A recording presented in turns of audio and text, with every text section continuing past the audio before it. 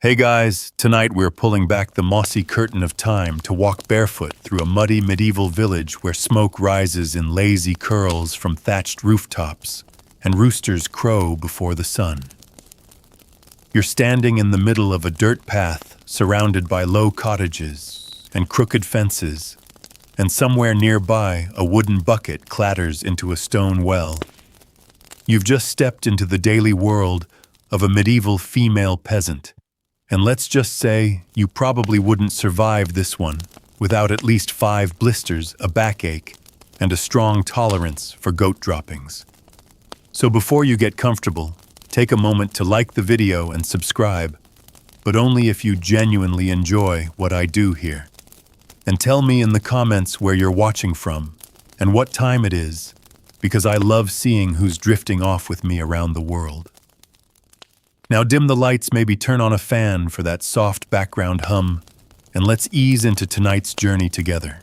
You start your day just like she does before dawn, when the village is still quiet and stars cling to the edges of the sky. Inside her one-room cottage, a young woman stretches out of sleep beside a snoring husband and 2 children nestled under rough wool blankets. The hearth has gone cold in the night, and her breath curls in the frigid air. She doesn't have the luxury of lying in bed. There's dough to knead embers to coax back to life and animals already stirring outside. You slip your feet into her worn leather shoes and follow her movements. She throws on a linen shift, a woolen kirtle, and ties her hair with a strip of cloth. Her fingers are chapped from washing laundry in freezing water. Her back already aches from the day before, but she moves with practiced rhythm. First stop the chickens. She scatters grain, gathers eggs, and shoos a stubborn hen from the doorstep. Then the fire. She kneels by the hearth, blowing softly on the coals, coaxing them back to orange glow. She adds kindling stirs, yesterday's ashes, and begins preparing pottage, the thick vegetable stew that forms the bulk of their meals. There's no spice, no meat today. Just a turnip, some wild onions, and a handful of dried peas. Enough to stretch into breakfast and maybe dinner. By now, the rest of the house stirs. Her husband grabs his tools and heads out to tend to the Lord's fields. Their eldest child whines about cold feet. She ties his wool wraps tighter and sets him to fetching firewood. Her daughter, not yet 5, is tasked with plucking feathers from yesterday's caught bird. Everyone works. There's no such thing as rest, not for her and not for her family. As a female peasant in medieval times, her work never ends and rarely fits neatly into just one category. She isn't just a housewife. She's a farmer, a brewer, a weaver, a gardener, a mother, a midwife, and sometimes even a thatcher or ditch digger. Her hands are strong, calloused, and always in motion. If she stops, something falls apart. After breakfast, she steps outside and scans the sky. It's cloudy again, but no storm. She shoulders a basket and heads toward the small garden patch out back. It's more dirt than plants right now, but she's hopeful. Winter leeks cling to the frozen ground. A few cabbages hold on tough and stunted. She tugs weeds, turns compost, and plots out where she'll plant herbs in the spring. Parsley, sage, maybe some feverfew for the headaches. You walk with her as she heads toward the communal well basket on her hip, shoulders stooped. She chats briefly with another village woman hauling wood small talk about the baker's wife who gave birth 2 nights ago, and the shepherd's daughter who might be courting someone from 2 villages over. Gossip travels faster than carts on these roads, and she savors it like honey. In a life full of labor, small talk is survival. Once the water is fetched, it's time for laundry. She takes a bucket, her wooden bat, and a heap of dirty cloths to the riverbank. You can smell the damp linen and hear the rhythm of the slap, slap, slap of fabric on stone. This task could take hours. Her hands numb knees in the mud, sun barely warming her neck. And when she's done, the clothes must be wrung, carried home, and hung over the smoky hearth to dry. Back in the village, the reeve walks by a man tasked with collecting rents and overseeing the lord's estate. He nods to her, and she lowers her eyes. She's already behind on their manorial dues, 10 eggs short this month. If she's lucky, he won't press the issue. If not, he'll dock something else. Maybe her husband will owe more fieldwork. Maybe she'll have to spin extra wool to make up the difference. You begin to see that every moment of her day is balanced on the edge of exhaustion. There's no leisure, no personal time. Even weaving wool in the evening is less about artistry and more about necessity. Every piece of cloth she spins is clothing, bedding, or a bartered good. Even in her rest, she's producing. By mid-afternoon, she turns to baking.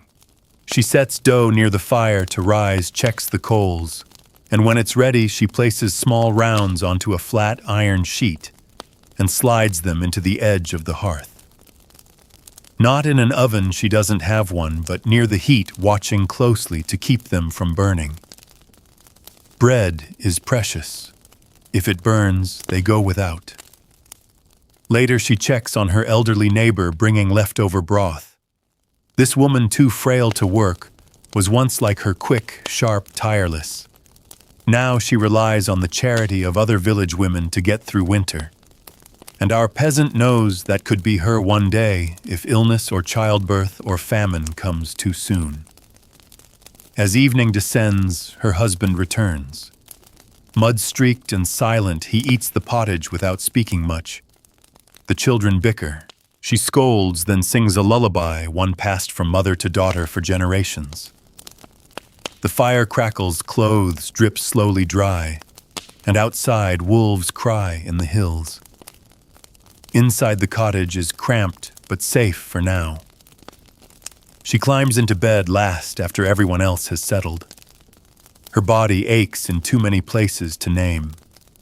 Her thoughts flicker briefly to dreams she once had as a girl, perhaps of visiting a larger town, maybe learning to read. But now her world is here, measured in eggs, herbs, firewood, and hours. And as you pull the blanket tighter, matching her quiet sigh, you realize this was one day, and tomorrow it all begins again. The rooster's crow slices through the dark like a blade, and before the stars have even faded, she's awake again. No alarm, no snooze button, just instinct and necessity. You stir beside her, half hoping the day might allow even a sliver of ease, but it doesn't. Not here. Not for her. Her bones creak as she rises from the straw-stuffed mattress, shifting gently so as not to wake the baby lying on her arm. The fire has died down and the floor is cold. She moves in silence, steps practiced and careful, as if she's walked them in her sleep 1,000 times. And perhaps she has. Outside, mist drapes the village like a shroud. She slips into her woolen dress and cloak, pulling a shawl tight over her head. There's barley to grind this morning. You follow her across the village green past other cottages, where smoke is just beginning to coil from chimneys, and into a small communal building where the handmill waits. Grinding grain is slow, grueling work. She pours the barley into the top of the quernstone and begins turning the heavy upper stone in circles, around and around. A dull rhythm, shoulders burning, arms tight. You can feel it in your own body, the dull ache, the monotony.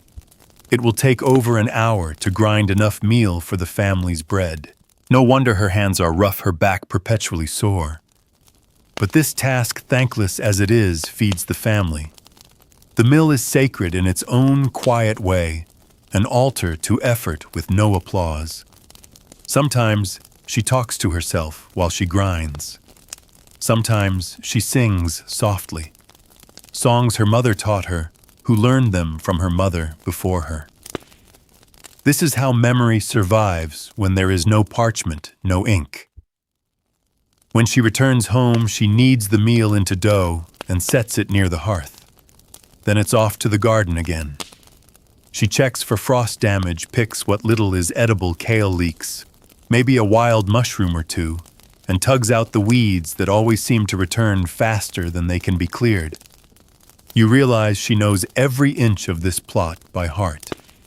She knows which soil is softest, which patch holds water longest, which corner grows nothing, no matter how much she tries. And then laundry day, again. It seems endless, doesn't it?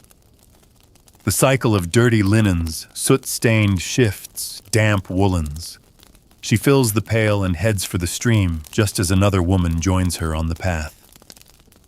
You listen to their conversation, low, rhythmic, full of half-laughs and hushed confessions. They speak of childbirth, of herbs for cramping bellies, of husbands with wandering eyes, and children who never stop coughing.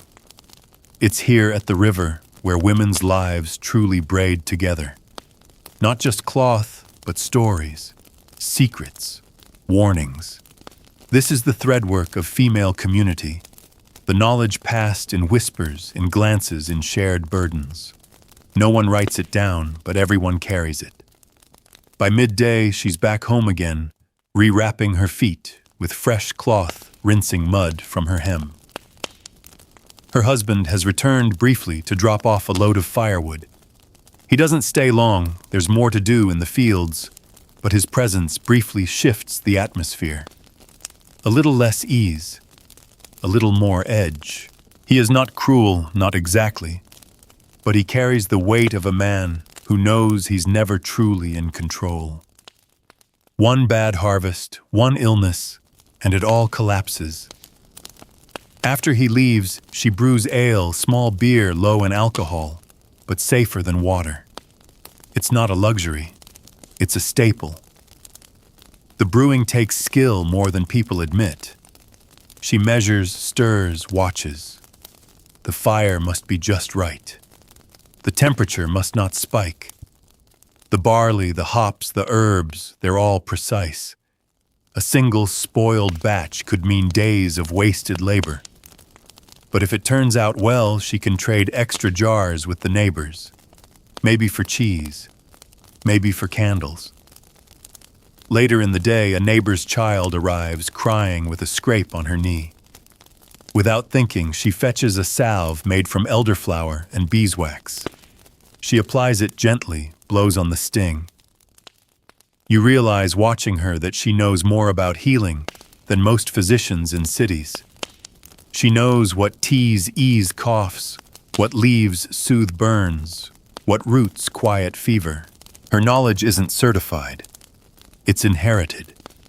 The afternoon passes in a flurry spinning wool, patching a torn sleeve, chasing a runaway chicken, shooing the dog away from the bread scraps. There's no pause, no indulgence. Even eating is functional. A crust of bread, a scoop of beans, maybe a thin slice of dried meat, if it's a good day. And still, she shares what little she has. By evening, the sky darkens and the wind picks up. The children are inside now, sticky and exhausted. She combs their hair, checks their feet for thorns, rocks the baby back to sleep. Her husband returns again, this time to stay. He brings with him the weight of his own exhaustion, a quiet that sits like fog across the room. They eat in silence, then speak softly about what's needed tomorrow. More wood, more eggs, a new strap for the bucket. Before bed, she kneels again by the hearth, stirring the coals, whispering a short prayer. Not one from a book, one passed down, one asking for warmth, for good weather, for strong backs and long lives. She doesn't ask for rest. That's not what people like her ask for. They ask for just enough to keep going. She lies down last as always, pulls the baby close, presses her hands over her aching belly, breathes. And as her eyes flutter closed, you lie beside her in the dark, realizing something strange. She does not resent this life. She endures it. She shapes it. And despite everything, she still dreams. Not of riches, but of tomorrow's bread rising strong. And just like that, you drift with her into sleep, the quiet hum of village life folding around you like a lullaby made of labor. You wake to the sound of clanging metal on metal, rhythmic and familiar. It's not a bell or a weapon. It's a pot being scrubbed with a fistful of gritty ash. She's already up kneeling over yesterday's stew pot, scouring out the crusted remnants with firm, practiced circles. It's barely light outside. A faint blue glow leaks through the gaps in the wooden walls. The chickens haven't even stirred yet. But she's been awake long enough to stoke the fire and set a pot of barley to boil. Today isn't any different from the last, but that's the point. Her life, like the wheel she spins or the bucket she hauls, turns in loops. And you follow her now, not because anything unusual is happening, but precisely because this is what filled the centuries. This is what history usually forgets. The quiet repetition of survival etched into the backs and hands of women like her. You watch as she tucks the pot near the hearthstones and dusts her hands on her apron.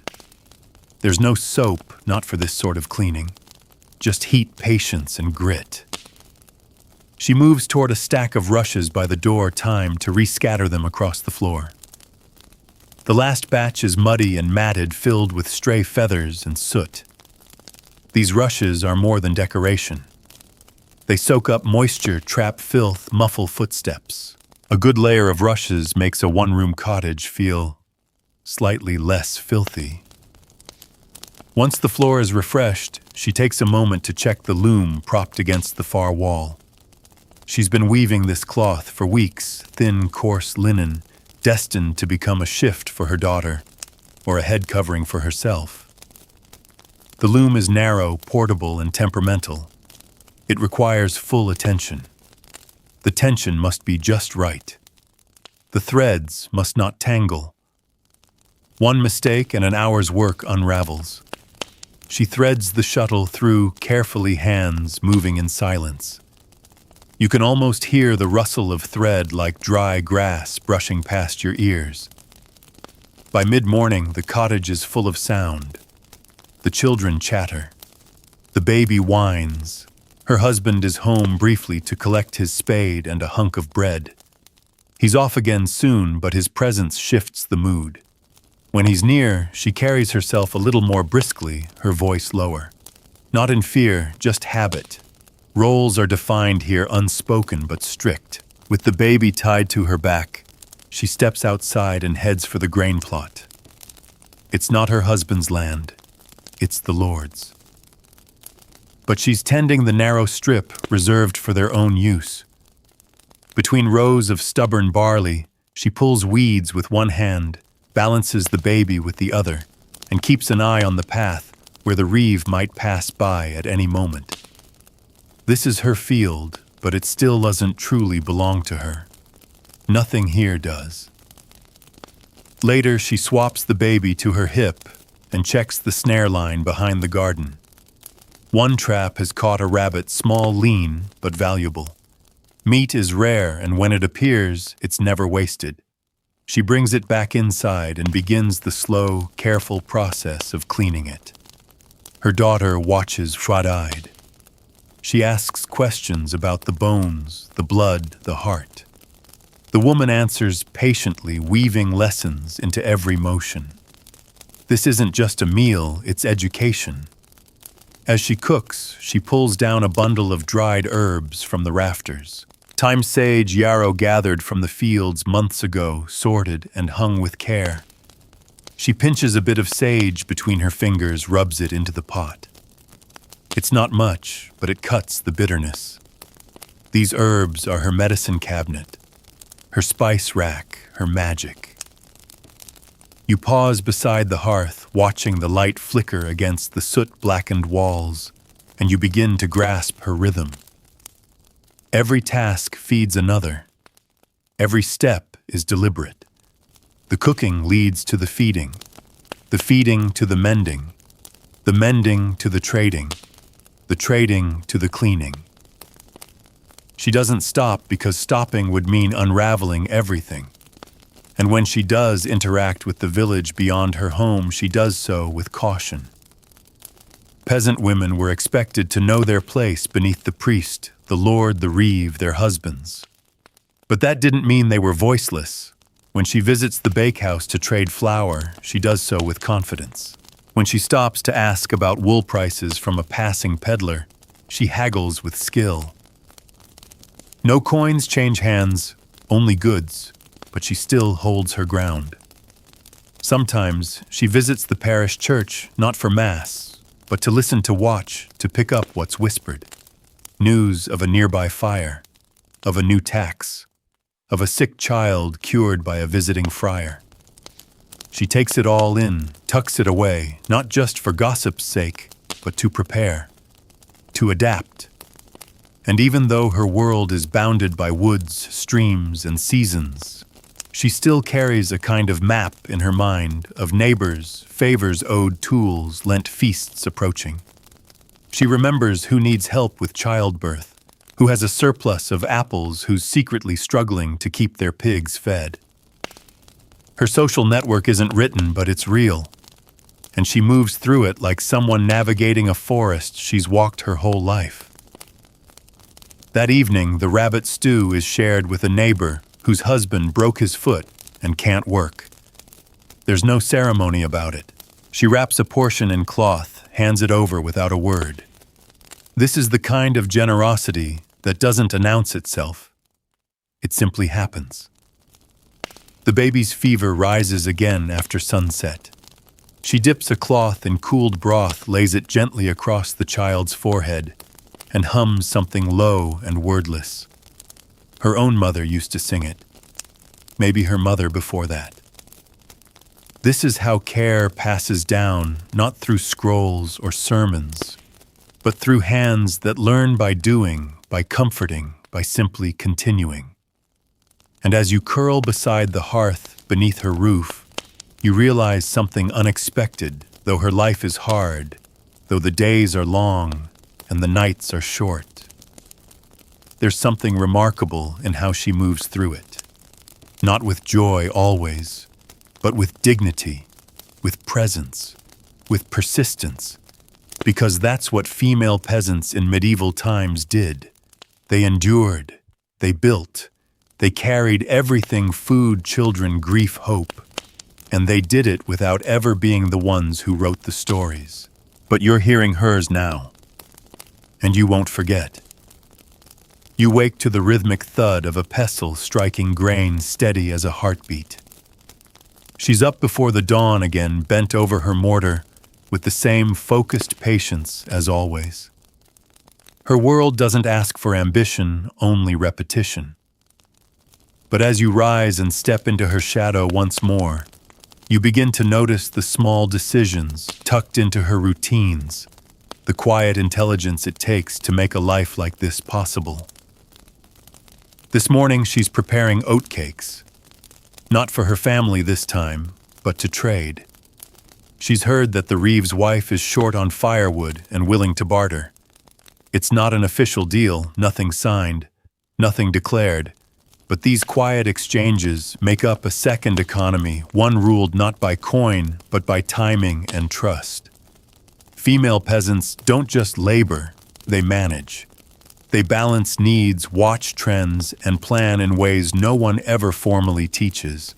While the cakes bake on the hot stone near the fire, she braids her daughter's hair with fast, nimble fingers, tying it back with a strip of dyed wool. It's a small thing, practical, not decorative, but in her world, neatness is safety. A snagged braid in a spinning wheel or firewood pile can mean injury. And injury here doesn't just mean pain. It can mean hunger, infection, debt. Outside, the village is already waking. Men gather tools. Boys lead livestock out of their pens. But the women, they're already at work. One is gathering nettles.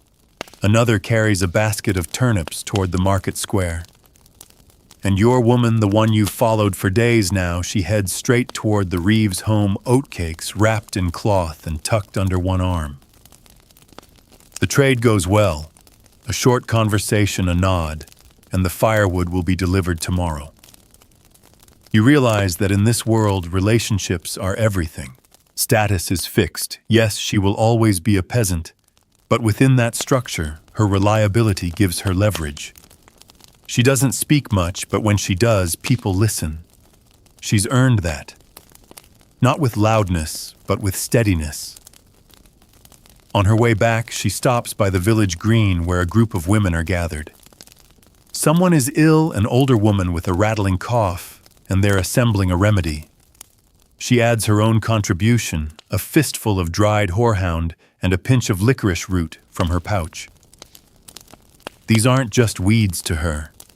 They're tools, remedies, proof that she carries not only children, but knowledge. Once home again, she prepares to render tallow fat from a pig slaughtered last week. It's smelly, sticky work and not glamorous in the slightest, but it yields candles, soap, and trade goods. She doesn't wrinkle her nose or flinch from the stink. She's used to it. And while she stirs the bubbling mixture in a soot-blackened pot, she keeps an eye on the children who are plucking feathers for pillow stuffing in the corner. Every movement she makes has purpose. Even her stillness is strategic. She rests when the dough is rising. She sings only when the baby needs calming. Nothing is wasted, not breath, not wood, not water. You start to see how the village operates like a woven cloth, every thread pulled tight against another. The men plow yes and fight when summoned, but the women bind the layers together. They make sure the food stretches, that the children are watched, that the sick are tended, that the rumors are managed, that the fires keep burning. Without them, the fabric would unravel.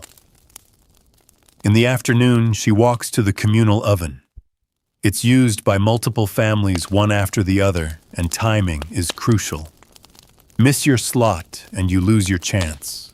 She's on time, always on time, and waits patiently, while another woman slides loaves out onto a wooden paddle. They speak quietly, while they wait, comparing prices at market, the rumor that a cousin died of fever in a nearby village, the uncertainty of this year's rye. Her turn arrives. She bakes her loaves, watches the crust form, smells the sweet smoke of barley browning. These aren't just for her household. One loaf is for her elderly neighbor. One is part of the village tithe. One she'll trade next week for a length of spun flax. As she walks back home, you see her pass a group of girls sitting on the edge of the path, braiding flowers and laughing. She stops briefly, kneels down, and shows them how to braid a longer stem without it snapping. The girls watch fascinated. She smiles briefly, faintly, then stands again and moves on. And you begin to see how this life shapes a person, not just physically, with the broad shoulders, the tough palms, the deep lines around the eyes, but mentally. She sees patterns in everything. Weather shifts, plant growth, moods in her husband's voice, changes in her neighbor's routines. Her survival depends on awareness, on intuition honed into instinct. That night she boils water and scrubs her children's feet. It's not indulgence, it's prevention. Clean feet mean fewer sores. Fewer sores mean more work, less crying, better sleep. She tucks them in with rough blankets and moves to the hearth one last time, where she rubs goose fat into her cracked hands. And then she pauses. Not for long, just a few seconds. But you see her sit still, truly still, for the first time all day. She doesn't speak. She doesn't even look up. She just lets herself be a body without motion, a heart without task, a woman, not a worker. Then the baby stirs and the stillness ends. She moves again, rocking, shushing, singing. A low melody, that loops like the spinning wheel, like the sun, like the seasons. She doesn't expect thanks. She doesn't seek admiration. But you lying there beside the embers, watching her silhouette sway in the firelight, you understand the quiet power of a life like hers. It doesn't make history books, but it made history possible. And in that thought, you drift off softly, fully, as the wheel turns on into another day. Before the light returns, before even the birds are brave enough to sing, she's already moving. You blink your way into the day with her stepping once more onto the cold, dirt-packed floor of her world. The coals have died down to ash. She doesn't flinch as she kneels to breathe life back into them. A few minutes later, smoke curls into the rafters and she places the kettle over the fire with a sigh that belongs to someone twice her age.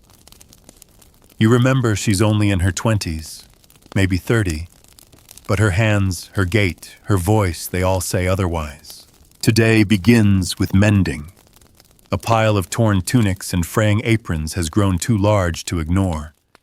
She threads her needle squints in the flickering light and gets to work. Every stitch is small but essential.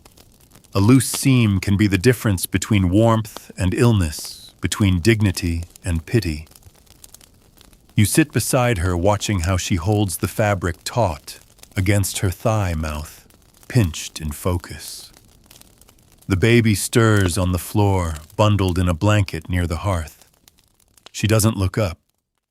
The needle doesn't pause. When the mending is done, she stands and stretches her arms, but there's no break, just the next task. She collects her tools, a basket, a worn knife, a woven bag. It's time to forage. The fields can't give much this time of year, but the hedgerows and wooded edges might offer something. You follow her along a winding trail behind the village, past the split-rail fences and moss-covered stones into the fringe of the forest. Here she becomes something different. Not just a wife or mother, but a wild-eyed gatherer, alert and precise.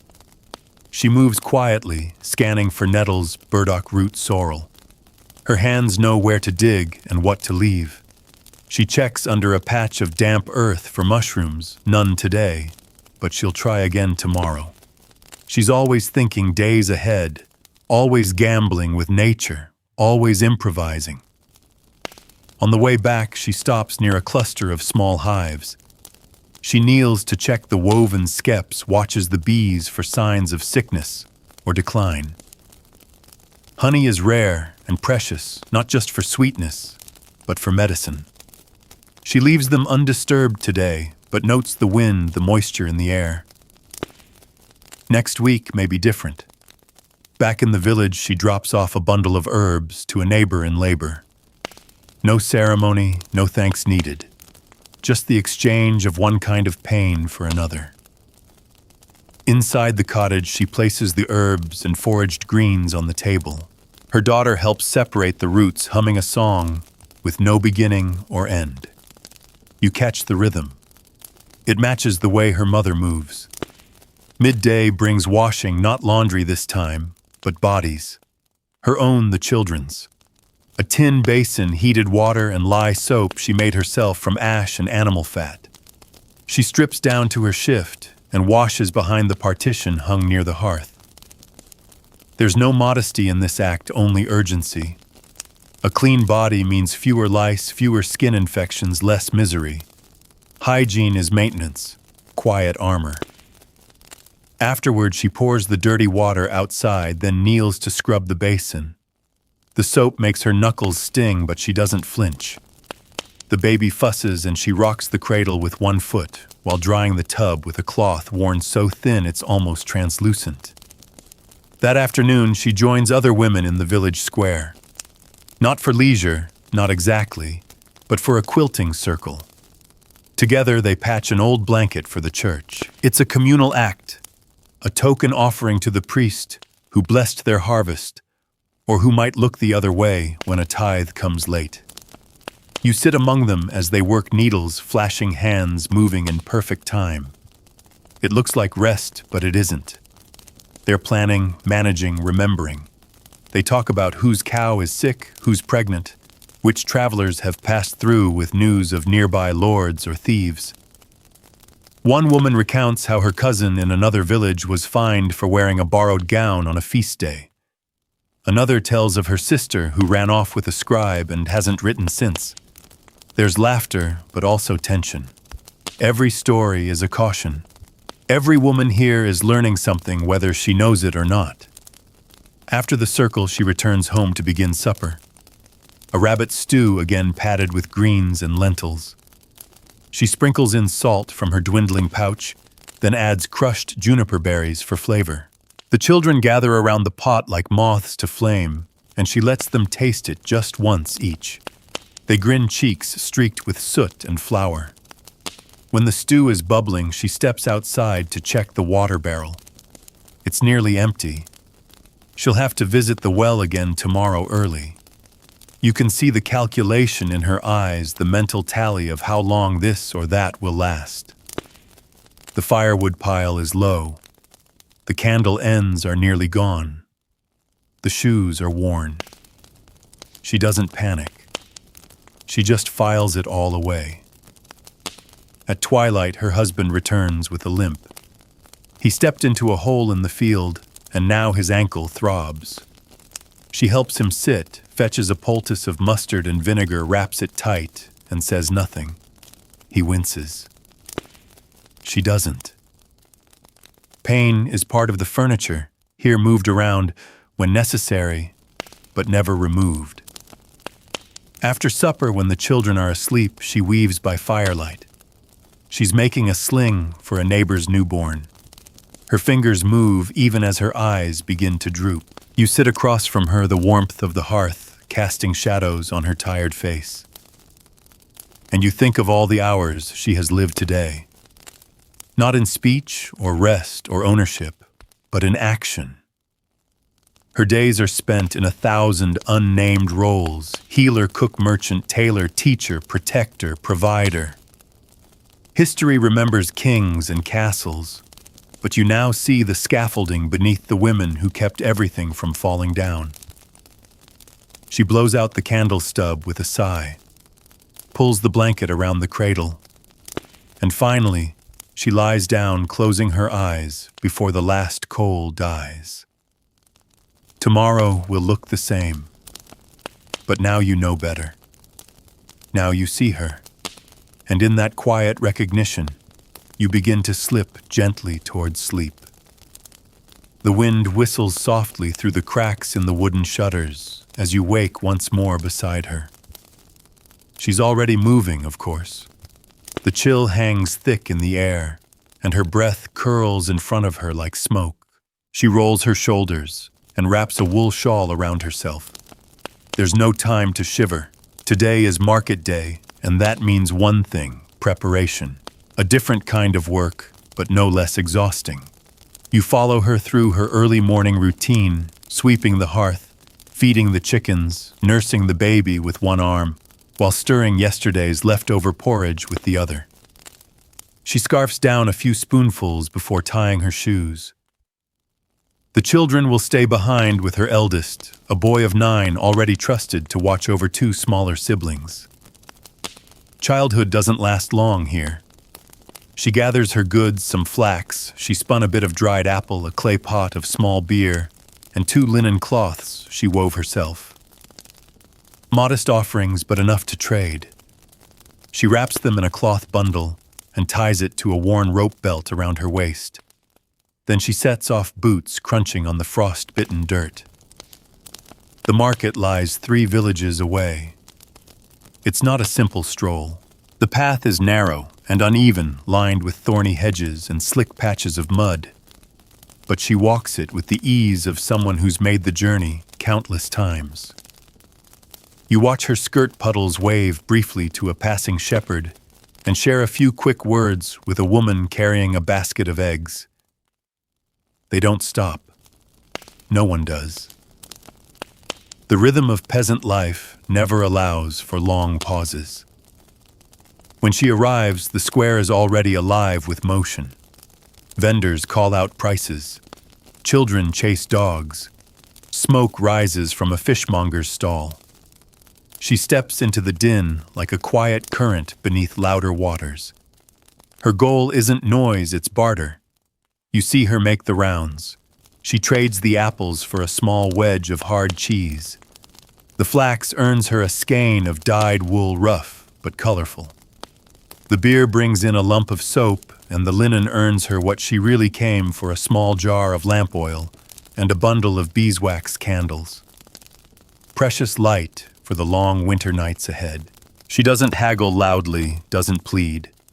She knows the worth of her goods, knows the worth of her time, and those who trade with her, they know it too. At one point, a man suggests she lower her price. She simply turns, starts to walk away. He relents. The cloth is worth more than he let on, and she knows it. On the way back, she shares the path with a widow who speaks softly of her daughter's upcoming wedding. She's 12.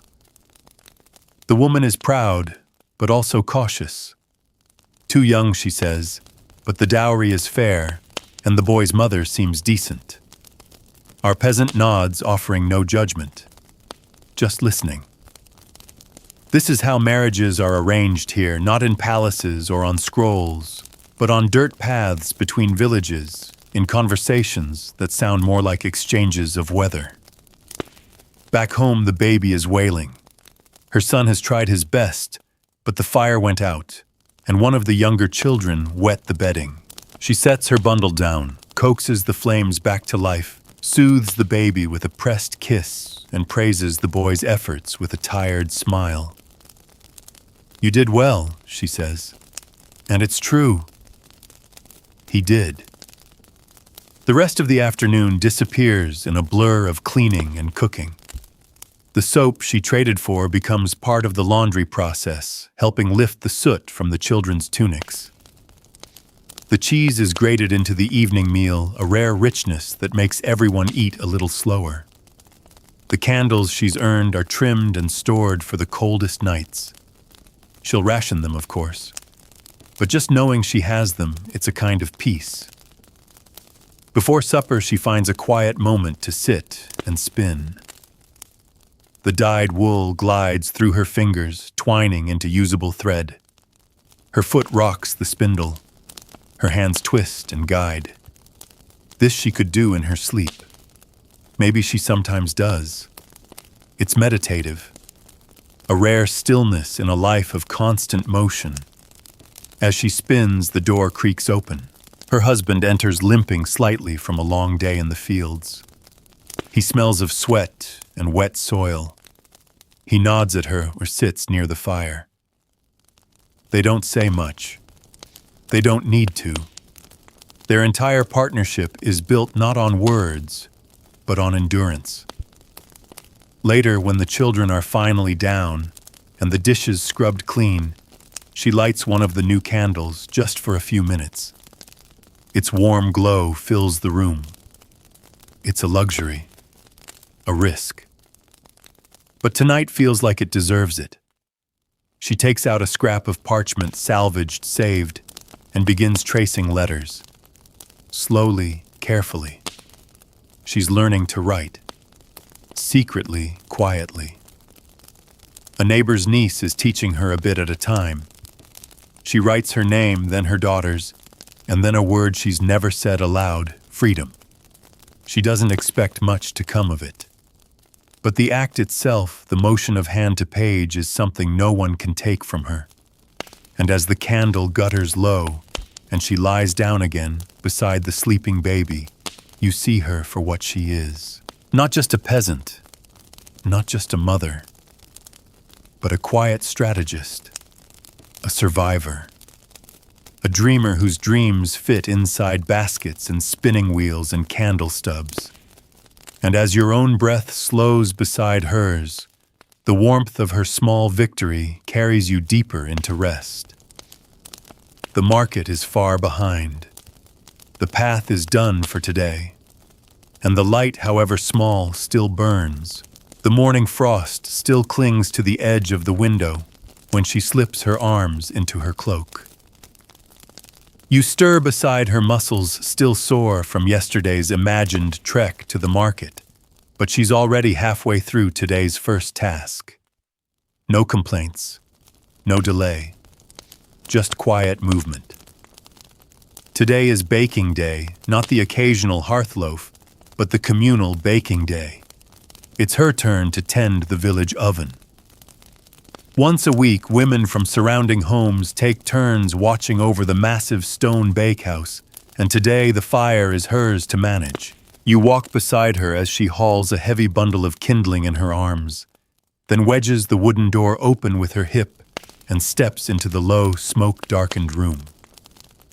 The oven dominates the space, a wide, dome-shaped beast that eats firewood and breathes out heat like a sleeping dragon. She's the one who has to wake it, and feed it, and tame it. She arranges the kindling in careful layers, stacks the larger logs beside her, and strikes flint to steel until the spark takes. It always takes a few tries, and she mutters under her breath something halfway between a curse and a prayer. Once the fire is lit, she fans it with a woven reed mat, coaxing it into a roar. Other women begin to arrive with baskets under their arms, loaves ready for baking pies, a few small pasties wrapped in cloth. She nods to them, takes their goods, and arranges the queue. There's an unspoken order to this. No one dares jump the line. The bakehouse is neutral ground, half marketplace, half church. While the oven heats, she steps outside to prepare her own dough. It's a simple barley bread with a few crushed caraway seeds to add flavor. She made the dough at dawn, wrapped in a damp cloth to rise while she gathered kindling. Now she shapes it into thick discs, sets them on a wooden paddle, and waits. Inside the bakehouse, the temperature climbs. The women gather around the walls, chatting in low voices. Someone brings cheese. Another woman is nursing her child as she kneads dough one-handed. A third shares the news that a traveling merchant brought silk to the nearby manor, thin as a spider's web and expensive enough to feed a family for a year. Your peasant woman listens with half an ear, her focus on the oven. She knows this heat. She knows how long to let it blaze before raking out the embers. She knows how to judge the temperature by holding her hand near the stones and counting heartbeats. Too hot, and the bread burns. Too cold, and it bakes gummy. Either way, it's a waste she can't afford. She rakes the coals with a long-handled iron tool, sweeping them out and into a bucket. The hot stone floor gleams. Then loaf by loaf, she slides the bread in carefully, spacing each one. She closes the heavy door and waits. You sit beside her while the bread bakes, breathing in the scent of barley and smoke. The women continue their murmuring jokes about husbands, warnings about wolves in the woods, whispered guesses about a girl in the next village who hasn't bled in months. It's here among the mingling scents and heat that you feel something unusual community that doesn't announce itself. No grand declarations, just shared work, shared burdens, shared heat. When the loaves are done, she pulls them out one by one with a wooden peel, tapping the bottoms to check for the right hollow sound. Perfect. Golden. Crust cracked just right. She hands them off to the waiting women and accepts her quiet thanks with a small nod. Then finally, her own bread. She holds one warm loaf in both hands and breathes in deeply. The scent tells her everything: how well the flour was ground, how long it rose, whether the coals were hot enough. She smiles. Just a flicker. But it's there. She returns home before sunset, arms aching, but spirit lighter. The children greet her with excitement. The smell of fresh bread always draws them in like bees to clover. She cuts thick slices, spreads them with lard and a smear of turnip jam, and hands them around like treasure. Tonight, there's music. Not a harp or lute, but a rough flute made from reed, and a drum that's really just a pot. Her eldest tries to play squeaking notes that make the littlest ones giggle. She claps along, encouraging them, even if her rhythm is slightly off. The moment doesn't need perfection, just presence. Afterward, as the children sleep and the fire burns low, she takes a single warm loaf and wraps it in cloth. Tomorrow she'll give it to an elderly man whose wife passed last winter. He has no one left, and though he rarely speaks, he sometimes nods when she passes. That's enough to know he'll accept it. She doesn't write these deeds down. No one does. But they matter. Not just for kindness, for survival. Every loaf shared is a thread added to the fabric that keeps this village from unraveling when times get hard. As she lies down back sore and fingers stiff, she doesn't count coins or tally victories. She counts loaves, hours, hugs. These are her currency. And tonight, as her eyes close, you find yourself deeply, profoundly tired but full. Not with food, but with something richer. A sense of place, of ritual, of care so quiet it could almost be mistaken for air. So you breathe it in, and sleep follows warm as a freshly baked loaf resting on a wooden table.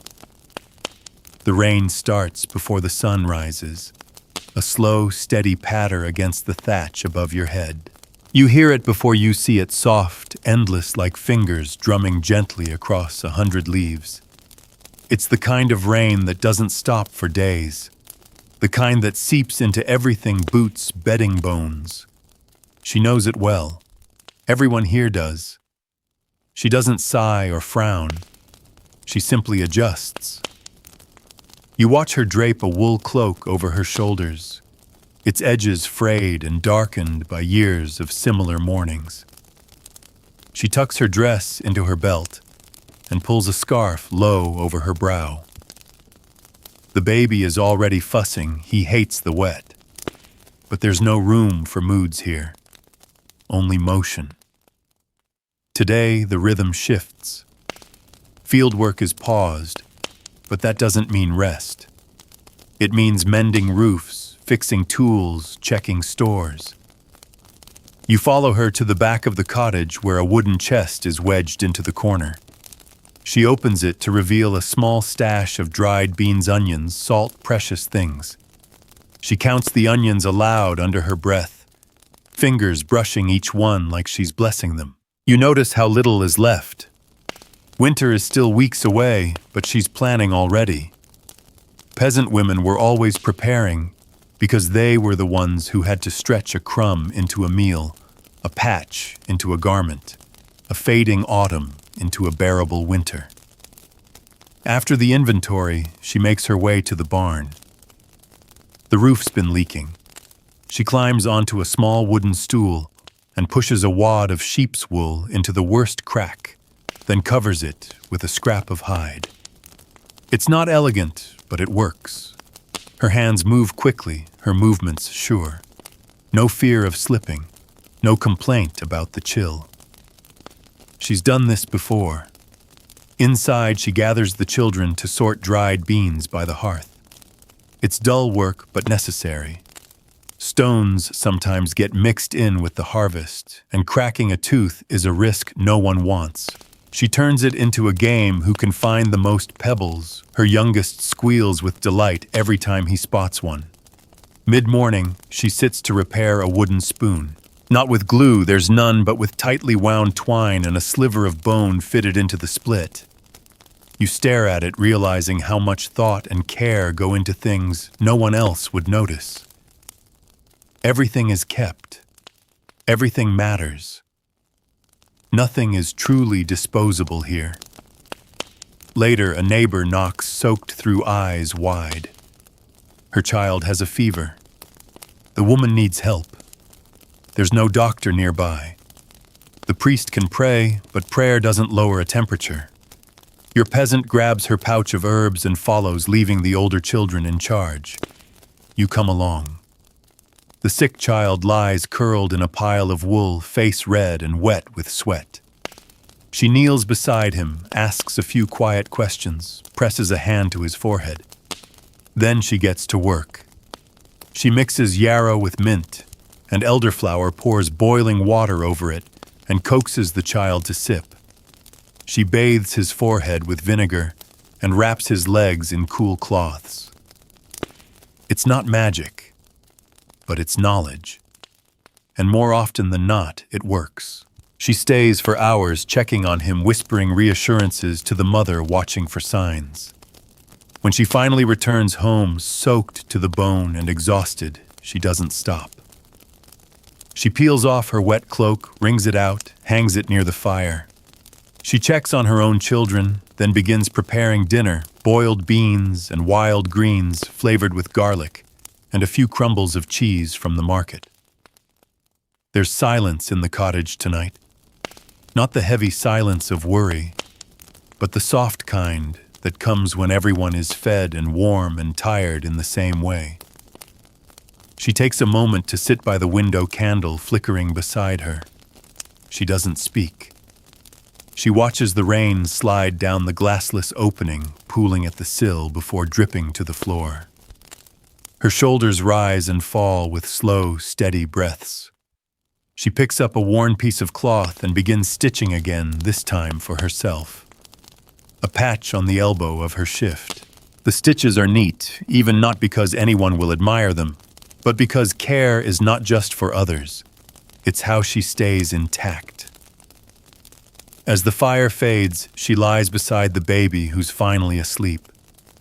She stretches her legs out, lets her hand rest gently on his back, feeling the rhythm of his breath. Everything she does is for these small things: a warm chest, a quiet room, a full belly, a safe corner. You lie beside her listening to the rain, and you realize something strange. You feel safe. Even in a world with no locks, no money, no guarantees. You feel protected because she is here, because she always has been. And as the night deepens and the wind picks up outside, your eyes begin to close. The rain continues, the fire glows faintly, and she breathes steady as ever. This is what women like her have always done, built sanctuaries from wood wool and willpower. And somehow it's enough. The wind is sharper today, laced with that early warning scent of frost. Autumn is starting to give way. The golden haze of late harvest has faded into the gray hush of what comes next. You feel it in the ground beneath your feet, in the way the chickens huddle closer together, in the way she tightens the baby's wrap just a little more snugly. Today begins with wool. She's been saving fleeces since spring, carding bits of wool between chores whenever she could. Now it's time to full and finish what's been spun. You watch her haul the rough skeins to a wooden tub filled with stale urine. Yes, that's right. Fulling isn't glamorous. It's smelly, messy, and entirely necessary. She plunges the yarn in her sleeves rolled high, then begins to stomp, back and forth, over and over. It's rhythmic, almost meditative. The ammonia in the urine helps strip away oils and dirt, softening the fibers. The whole cottage smells terrible, but no one complains. They all know the scent of survival. After rinsing the wool in cold water and hanging it to dry, she turns to her loom, a simple wooden frame leaned against the wall. It was her grandmother's, passed down like a secret. She begins threading the warp, knotting each strand, with fingers that know this motion like breathing. It's the kind of task that looks simple until you try it. Each line of thread is a choice, a promise, a future blanket, a future cloak. By midday, she's cooking a pot of barley gruel. Not because she's hungry, though she is, but because it's time for a neighbor to visit. They made an agreement last week, her woven cloth in exchange for a live hen. The neighbor arrives right on time, and the trade is quiet, friendly, even affectionate. You notice how many of her trades are like this, based not just on goods, but goodwill. She's not rich in coin, but she's rich in reputation. And in a village like this, that's better than money. Far better. This afternoon, there's news. A rider passed through earlier, mud-caked cloak torn, carrying word from the monastery. There's sickness to the north. Possibly plague. The women talk about it in hushed tones outside the bakehouse, their voices edged with something more than worry. It's the fear of memory, of what happened last time. Your peasant woman says nothing. She simply takes the children inside, washes their hands and faces, again boils water, stirs vinegar into it. Later, she quietly cleans the tools she uses most often: blades, pots, buckets. She doesn't say plague, not yet. But she prepares. She also begins drying more herbs. Horehound angelica mint. She grinds them into powder and folds them into cloth sachets. Little bundles of protection. Maybe they work. Maybe they don't. But she'll never not try. And even with that shadow on the edge of her thoughts, life continues. The piglet needs feeding. The chicken coop has a broken latch. She fixes it with a bit of twine and a nail pried from an old stool. The baby needs new booties, and so she unravels an old sock and starts knitting. One loop, then another. Her fingers never rest, even while her eyes drift toward the window and the waning light. She calls her eldest over and quietly begins teaching him a task usually left for women: how to check for spoiled flour, how to wash herbs. You realize what she's doing, just in case. She's passing down knowledge silently, calmly, not because she's afraid, because she's responsible. That evening, the priest comes by asking after the sick child she helped earlier in the week.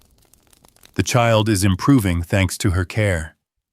The priest offers a brief blessing, then stays for a bowl of soup. He doesn't linger. You get the sense that he knows who really keeps this village alive. And it's not him. As the night closes in, she tucks the children in one by one. Each has their own ritual. One needs a story. Another needs her to trace a finger along their forehead in the shape of a cross. The baby just needs her warmth. She gives each what they need without fuss. When the house is finally quiet, she sits by the fire, rubbing a bit of beeswax into the leather of her shoes. They won't last another winter. She knows it. But she'll stretch them one more season if she can. And then she just sits. Not idle, never idle, but still. She lets the warmth of the fire reach her knees, lets her hands fall open in her lap. Her breath evens, her shoulders drop, her eyes drift half-closed. It's in this moment that you see the woman beneath the work, the girl she used to be, the mother she became, the foundation she now is.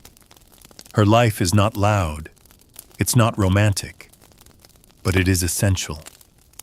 She is the keeper of food, of children, of seasons of safety. And she does it all without fanfare, without applause. She just does. And as you lie there breathing in the scent of wool and wood smoke and barley, you realize how much the world once depended on hands like hers. Still does in many places. So you close your eyes and let her steady rhythm rock you into sleep. The world is muted under a low-hanging sky this morning. There's no rain, no frost, no thunder, just that strange in-between hush where the earth feels like it's holding its breath. You step out beside her as she scans the sky, nose slightly wrinkled. She knows weather by scent and silence. And today, it smells like change. She wraps her shawl tighter and sets to work pulling up what's left in the kitchen garden: turnips, the last stringy carrots, limp cabbage with slug-bitten edges. None of it is beautiful. All of it is useful. She hands the carrots to her eldest to wash while she inspects the roots for rot fingers, moving like a midwife's calm, practiced knowing. As the harvest shrinks, her focus shifts to preservation. Nothing can go to waste now. Winter is close enough to touch. So today, she pickles. The small wooden table in the cottage becomes a parade of vinegar earthenware pots and clumps of garlic.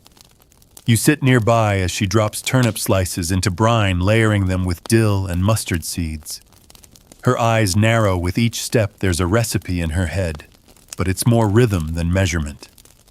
Beside her, the baby bangs on a wooden spoon, completely absorbed in the thump-thump of noise. She smiles faintly at the sound, then resumes slicing. You can almost see the calculations behind her eyes, how many jars will last a month, 2, 3. The children help with what they can, and she directs them like a quiet conductor. One peels, one stirs, one fetches water from the barrel. Her kitchen is a place of motion, not chaos. The only rule is work, then talk. So they work. And when they do talk, it's about stories. Old ones. The kind that slip between generations unnoticed. She tells them about the goose girl who married a miller, about a baker who hid gold inside loaves to outwit a greedy lord. Each tale is half fantasy, half warning. The children eat them up wide-eyed. You find yourself leaning in too. Later, while the jars cool by the window, she tends to cloth dyeing. A small pot of madder root simmers on the hearth, turning water a deep rust red. Into it, she dips lengths of homespun wool. It's not just about color, it's about making beauty where she can. In a world of mud and soot, a red cloak becomes a defiant kind of magic. The dyed cloth is pegged on a line outside, fluttering like a faded flag. She stands and watches it flap in the wind for a moment, then wipes her hands on her apron and heads back inside. That afternoon, she visits the neighbor who loaned her a chicken last spring. It's time to settle the debt, not with money, but with goods. She brings a bundle of kindling, a jar of pickled onions, and a small pouch of ground mustard. Fair trade. Both women nod, say very little, and get back to their work. This is how commerce survives when coin is rare. Through memory. Through honor. Through the kind of balanced ledger only women like her can keep without ever writing it down. As twilight settles, a traveling peddler arrives in the village square. He brings wares from the distant city: tin cups, lengths of ribbon, tiny mirrors, combs carved from horn. The children are buzzing with curiosity. So is she, though she hides it better.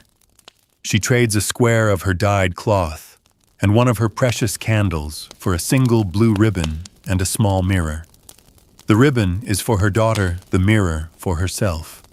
You catch her examining her reflection in it, later briefly, almost shyly. It's the first time she's looked at herself like that in years. The daughter weaves the ribbon into her braids, twirling before the hearth like a princess. Her mother watches with a smile that lingers even after the child stops spinning. That night, supper is simple but rich: cabbage stew with pickled turnips thickened with barley. She sings while she stirs an old lullaby with no words. Just sound. Just memory. The kind of song passed from mother to daughter, never written, never forgotten. After the children are asleep, she mends again. This time, her husband's tunic, the elbows torn. She patches it with a strip of red cloth, the same she dyed earlier. A small act of rebellion, of beauty. He may not notice, but she will. You lie beside her as she finishes. The room glows dim with firelight. Outside, the wind shifts, carrying the scent of cold earth and distant snow. She knows the first frost will come soon. But tonight, she rests. She's done all she can, stored what she could, traded what was fair, and offered a bit of color to a gray world. And as your eyes drift closed, you hold on to that image, the ribbon in her daughter's hair, the red stitch on her husband's sleeve, the flicker of her face in the small mirror. Quiet miracles. All of them. And in the hush of night, they are more than enough. The frost finally arrives in the deep hours before dawn. You can feel it in the stillness, the way even the mice stay quiet, the way the thatch seems to tighten its breath. When she wakes, the window frame is rimmed with silver. Her fingers pause for a moment against the chill before she swings her legs over the edge of the straw mattress and begins her day. Winter has truly begun now. Her first task is the fire. Always the fire. It's never fully extinguished, she makes sure of that. A few glowing embers buried beneath ash are all she needs to coax it back to life. She blows, gently feeds it, slivers of wood, then thicker sticks once it catches. The room warms by degrees, barely perceptible, but she feels it. You feel it too. Once there's heat, she moves to the hearth pot, a thin gruel made of barley herbs and last night's leftovers. Nothing goes to waste, not now, not ever. She portions it out into wooden bowls, hands them to sleepy children, tucks the baby closer to her chest. There's no rush. No one is going anywhere. The earth is still. The chores are indoors now. Today's work is centered on spinning and storytelling. With the loom quiet and the garden asleep, her hands return to the distaff. She seats herself near the fire legs tucked under her and begins to twist raw wool into thread. The spindle spins and drops, spins and drops, her fingers dancing in the same motion they've known since childhood. But what fills the room now isn't just the sound of wool, it's her voice.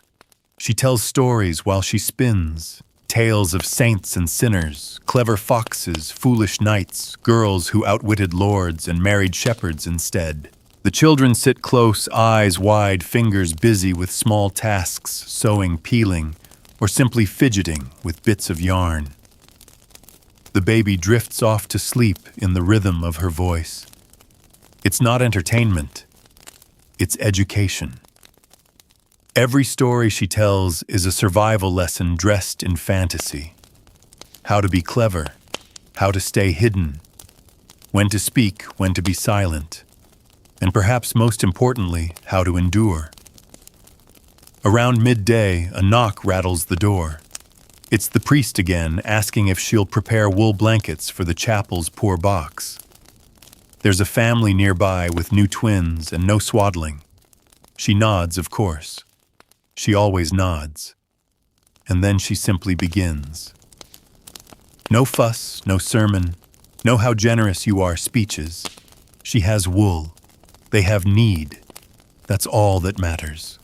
She teaches her daughter how to fold and stitch the corners, how to check for weak spots in the weave, how to smooth the fibers so they don't irritate a baby's skin. Each step is quiet but soaked in significance. She doesn't say, "One day you'll do this for your own children." She doesn't have to. It's understood. Later, her husband returns early from the fields. There's not much work to be done with the ground frozen. He helps her patch a leak in the roof above the hearth, using a mix of clay and straw, then checks the fence for breaks. They speak only a few words. Their conversation is not verbal. It's practical, predictable, strong. But you notice something when he brushes the clay off his hands. He pauses to stroke the baby's head. She doesn't look up, but she sees it. You can tell by the way her shoulders loosen. That evening, she gathers the family for what might be the first shared evening of winter. There's stew, bread, a few slices of dried apple saved for special nights. The children eat slowly, contentedly. The baby watches with big eyes, sucking on a bit of cloth. After supper, they all help clean. Even the youngest does his part, bringing a spoon to the basin, nearly tripping over his own feet. She smiles, helps him upright, and kisses his forehead. Then music. Her husband plays a simple wooden flute, one he carved himself years ago. It's not perfect, but the melody is clear, warm, and oddly moving. She hums along, tapping her spindle against the floor in rhythm. The children sway.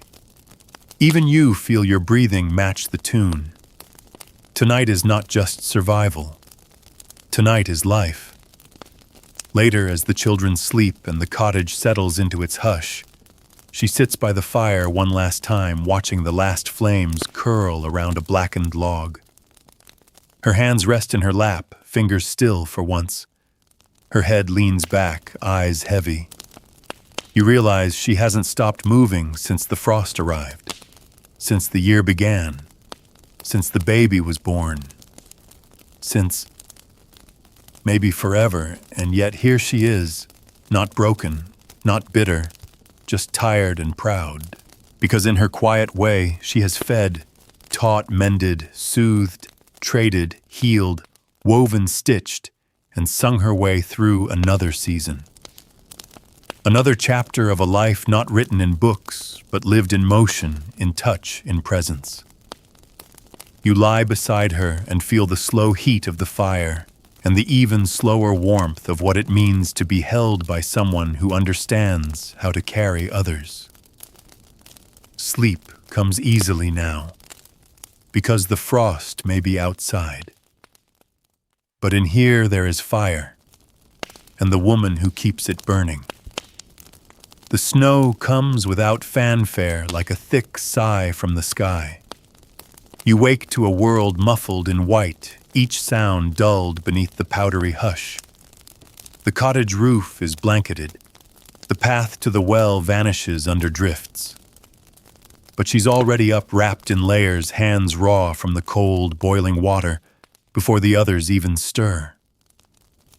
Snow changes everything. Travel stops. Work changes shape. Time seems to slow. But for her, it never really does. Today, the goal is heat, how to make it, keep it, and stretch it as far as possible. She starts by banking the hearth with thick logs, careful not to waste the precious firewood they split last month. Every log is measured, every ember guarded like treasure. She gathers the children close on the floor and lays out a bundle of old clothes and scrap fabric.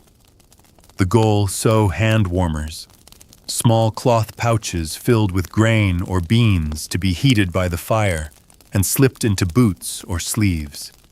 She shows them how to stitch the seams, how to fill them just right, not too full, not too loose. You sit beside her, watching her thumb glide along the edge of a scrap shirt, now being transformed into something useful again. Nothing dies in this house. Everything becomes something else. After that, she takes out the sled, a rickety thing patched together from old barrel slats and goat hide.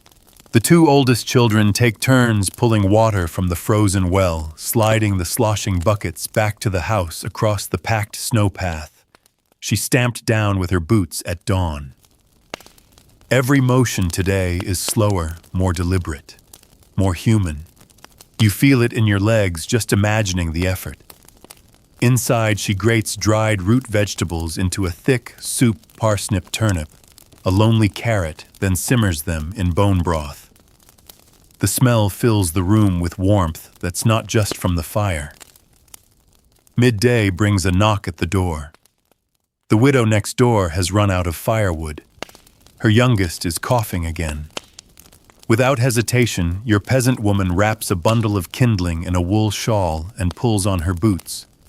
She steps outside, snow past her ankles, and you follow.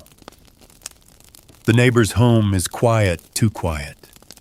Inside, the mother huddles near a dying fire with her child wrapped in every scrap of cloth they own. Your peasant moves with calm urgency. She restarts the fire, prepares a compress from herbs, opens the windows just long enough to let in a breath of clean air before sealing them shut again with rags. She leaves the kindling behind, and the shawl, and a small jar of dried thyme. As she returns home, the snow has picked up again. Her cheeks are red, her breath visible in the dimming light. But her step doesn't falter. Her arms are lighter, yes, but her heart feels heavier in a way that somehow makes her stand straighter.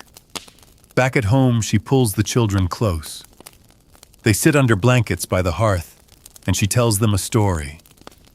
This time it's a real one, about the winter when she was a girl, and the snow was so high it covered the cottage windows. About how they used to carve snow tunnels and pretend they were underground castles. About how her mother gave her the last apple, saying it tasted sweeter than any feast. The children listen with rapt attention, not because the story is grand, but because it's hers. Later, as night creeps in, the cold presses harder against the walls. She tucks everyone into one large bed, layered in every blanket and sheepskin they have. The baby is nestled into the crook of her arm. The youngest drapes an arm across her belly. One child curls against her back. You lie beside her in the hush, listening to the gentle, even breaths around you. Before closing her eyes, she whispers one last thing, not a prayer, not a wish, but a soft reminder to herself. We're warm. We're fed. We're here. And that is enough. Outside, the snow deepens, but inside, the fire still glows. The house still holds, and the woman at the heart of it all still beats like the quiet drum that keeps the whole world turning.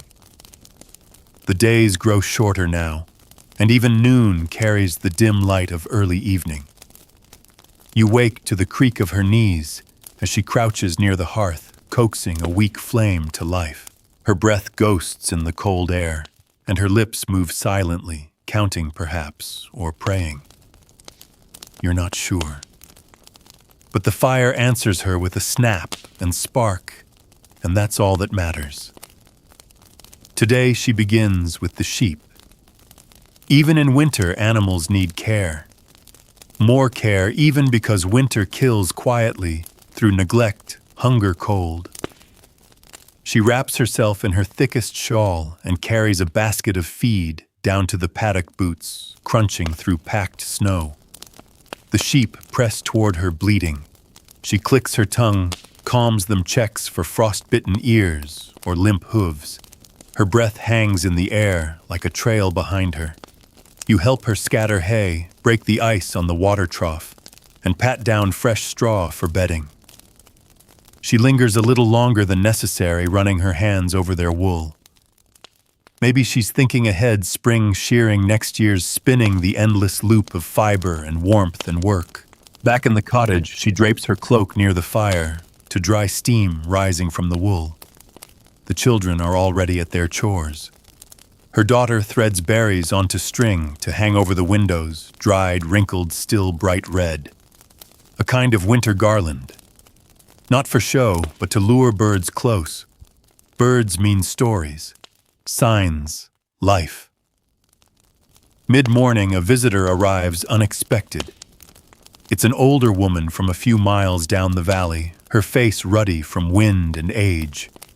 She's brought word of a birth, a baby boy born 2 nights ago, early and small. His mother too weak to nurse. There's no midwife, just rumor urgency and the need for hands that know what to do. She doesn't hesitate. She packs a satchel, herbs, rags, honey, a few spoonfuls of fat. Then she reaches for something from the shelf above the hearth, a bundle of dried nettle tightly wrapped. Strong tea for weak blood. You follow her into the snowy hush. The journey is long but familiar. You walk beside her as the sky hangs low and the snow thickens. There's no road, just ruts where cartwheels once passed and footsteps slowly being erased by falling flakes. She doesn't stop, not once, only pulls her scarf higher and pushes forward. The cottage is dark when she arrives. Inside, a young girl, barely more than a child herself, lies pale and trembling under threadbare blankets. The baby is silent, too silent. Your peasant kneels beside her, takes her hand, whispers something soft. Then she begins her work. She crushes dried berries and mixes them with honey, dabs the paste along the mother's gums. She places warm cloths against her belly, prepares the nettle tea, checks the baby's mouth for signs of suckling strength. She teaches the girl's sister how to hold him just so, skin to skin, wrapped tight, heartbeat to heartbeat. You stay until the fire is steady and the baby makes a sound, a single sharp cry. Everyone freezes, then breathes. Before leaving, she leaves behind 2 wool wraps and a tin of ointment. She says nothing about the cost. There is none. On the way home, dusk creeps in like a shadow behind your shoulders. Her boots are soaked, her cheeks raw, but her eyes are focused on the trail ahead. She says little. The kind of quiet that doesn't need filling. When she finally returns, her children run to greet her, flinging arms around her waist. She lowers herself slowly to the stool by the fire, peels off her wet cloak, and leans back, eyes closed for just a moment too long. You sit near her, watching the firelight flicker across her face. No one else in the village will know what she did today. Not in detail, not in words.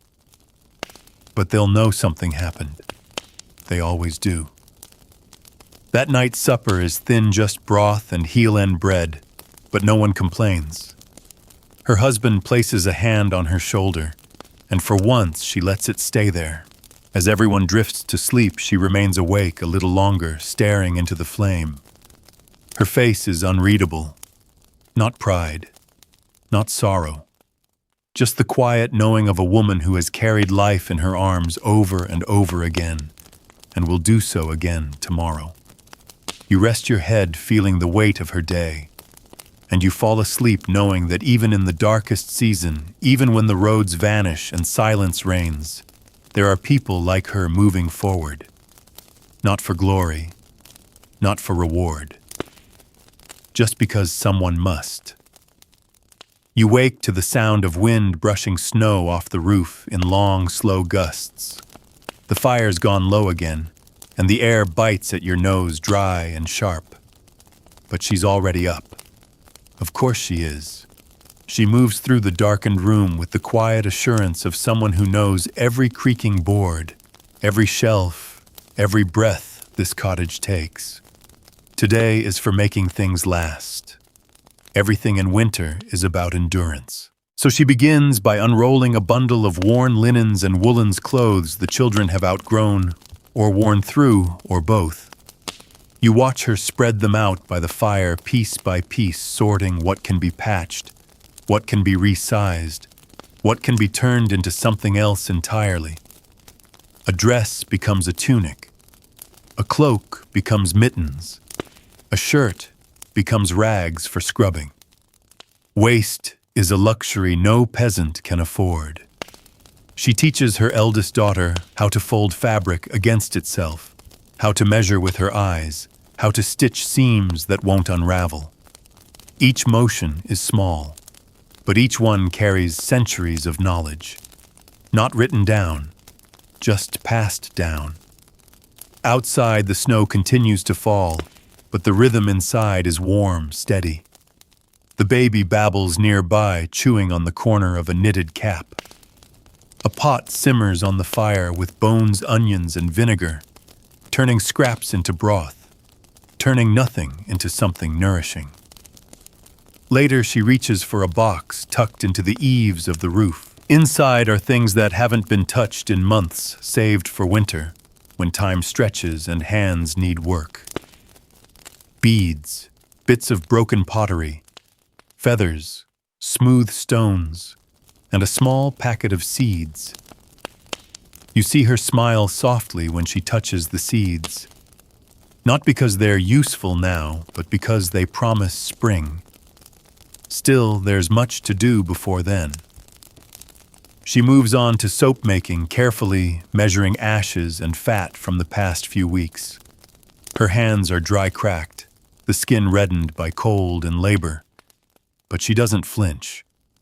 She mixes the ingredients into a gray paste, pours it into a wooden mold, and sets it near the hearth to cure. Soap doesn't seem like much, but it means warmth, health, dignity, clean hands, a safe birth, a chance to start fresh. That afternoon, she takes the children outside, not for work, but for joy. The snow has settled into thick powder. She shows them how to build a sled track along the slope near the back pasture, stomping it down with her boots. Soon they're racing, laughing, shrieking with delight. She laughs too, not loudly, but it's real. Her eyes crease at the corners. For a few minutes, she's not just a mother, not just a worker or healer or planner. She's simply a woman watching her children fly. But joy, too, must end with work. So as the sky turns gold and then blue-gray again, she calls them in. Their clothes are soaked, their fingers numb, but their cheeks glow with life. She helps them peel off wet layers, hangs them by the fire, rubs their feet with wool until they tingle. That evening, a story is told, not by her, but by her son. He tells of a talking fox who tricks a greedy merchant. His voice cracks in places. He forgets parts, but she nods and listens as if it's the finest tale ever spun. When he finishes, she claps gently, and he beams. Dinner is thick today, porridge with milk and a few dried apples stirred in, a feast by winter's standards. The children eat quietly, content. Her husband thanks her softly, a hand on her shoulder again. And again, she lets it stay. Later, when all is quiet, she takes out the seeds once more. She fingers each one slowly, whispering the names of what they'll become: leek, barley, bean, flax, a kind of prayer. Then she places them back in their packet carefully, as if tucking in a child. The fire is low again now, but she doesn't rekindle it just yet. She sits near it instead, warming her hands, her shoulders draped in a patchwork shawl made from a dozen other winters. You lie beside her, and as sleep begins to blur the edges of the world, you think about how strange it is, how something so quiet, so small, could be so powerful. But she is, and that's enough to keep the cold away. By the time you wake, the world is already greening. Patches of snow cling stubbornly in shaded hollows, but the first crocuses push through the thawing soil. You step beside her into the pale morning light, chilled but full of promise. Today is the greatest transformation of the year for her, for the village, for the land itself. Spring has come and her work shifts once more. She begins by tending to the seed stores. Barley, peas, lentils, flax, each grain counts. She spreads them out on clean linen to inspect for pests, discarding any shriveled or cracked seeds. Her daughter hovers with a small bowl for rejects. It's a silent lesson in stewardship. What you save now determines the harvest later. Next, she prepares the tools. A quick trip to the forge ensures the sickle is sharp. She tests the blade on a stalk of rush, satisfied when it slices cleanly. A patched wooden rake is repaired with twine, the handle oiled. She packs them into a woven basket, alongside the children's wooden planting dibbles, and heads for the fields. In the tilled earth, the air hums with possibility. She shows her eldest how to drop seeds at even intervals, how to cover them with a light hand, how to press gently to settle soil over them. Her husband follows behind, casting manure in generous turns. There's no pomp, just the slow dance of bodies working in concert. As the sun climbs, she steps aside to thank the field lord's reeve for extra straw he let her take last winter. A nod, a half smile, no words needed. Then she's back among her own rows, checking for stray stones, clearing clumps of earth, humming a tune that meshes with the breeze. By midday, she returns to the cottage to brew the first ale of spring light, slightly sour, made with sprouted barley and a handful of dandelion leaves. She stirs the mash as her children chase butterflies in the yard, their laughter as bright as sunshine. This beer will carry them through planting days, a safer drink than water, and a small celebration of the season's turn. In the afternoon, she gathers the women for a communal gleaning. They venture into the Lord's stubble fields, collecting leftover grain for those in need. The air is rich with the smell of damp earth and golden stalks. They work shoulder to shoulder, sharing jokes, swapping news, offering gentle counsel to a young bride who's just come of age. As twilight falls on her final day of spring chores, she stands at the edge of the fields with her family. The furrows lie dark and even promise sown for months to come. She pats her daughter's head, brushes straw from her son's hair, and wraps an arm around her husband's waist. The land will feed them again, she knows, because she has fed it in return. Tonight, she steps into the cottage and lights the hearth for one last time before bed. The fire dances in her eyes as she settles into the low stool, surveying her home walls, scrubbed blankets, aired seed stores, stocked fields sleeping under their new burden of hope. And as you lie beside her, listening to the soft crackle of embers, you understand this turning of the seasons, this tireless care, this unspoken partnership between people and land is what defined female peasant life in the Middle Ages. It's not a grand story of kings or battles, but it's the story that truly mattered. You're lying on a straw mattress, the last embers glowing softly in the hearth beside you. Outside, the night is full of gentle promise, crickets hum in the grasses, and the scent of damp earth drifts through the open shutter. All around, life is stirring underground, unseen, waiting to break free. And here in this small cottage, you've journeyed through 14 seasons of labor, resilience, and quiet triumph. Remember the first cold mornings stoking a reluctant fire and coaxing warmth from embers. Recall the endless chores, grinding grain, churning butter, mending cloth, tending animals, each task a testament to endurance. Think of the stories spun beneath dim lamplight, weaving lessons into folklore. Picture the laughter at the market. The hush of midwifery calls the delicate art of preservation and trade. Through frost, rain, snow, and spring thaw, she stood as the pillar of her world, mother healer, brewer, farmer, mistress of hearth and home. In her hands, scraps became sustenance, wool became warmth, seeds became harvests. She bartered not just goods, but trust, offered not just charity, but community, held not just family, but the very fabric of life together. Now, as sleep begins to pull you under, let the quiet rhythms of her days lull you. Feel the steady stroke of the spindle, the soft tap of the loom, the rhythmic hum of the village in the distance. Let each breath remind you of the countless women whose work wasn't recorded in history's grand tomes, but whose labor made history possible. Rest in the knowledge that each day someone woke to do the tasks no one else would, and in doing so wove the world together. Close your eyes and drift into dreams carried on the whisper of turning seasons. There is peace here. There is purpose. There is the steadfast heart of the medieval peasant woman, beating on through every dawn and dusk, guiding the world from darkness into light. Section 15.